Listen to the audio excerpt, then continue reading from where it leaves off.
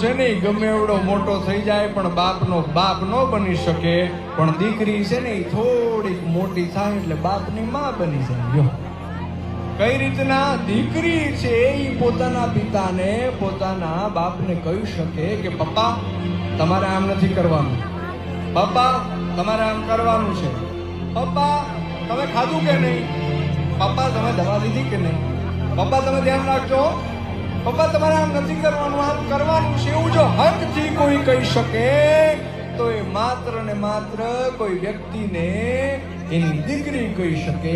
કારણ કે દીકરીની અંદર પછી સમય જતા એ બાપને પોતાની માના દર્શન થવા માંડે છે, પોતાને જન્મ દેવા વાળી માતા છે ને એના દર્શન થવા માંડે.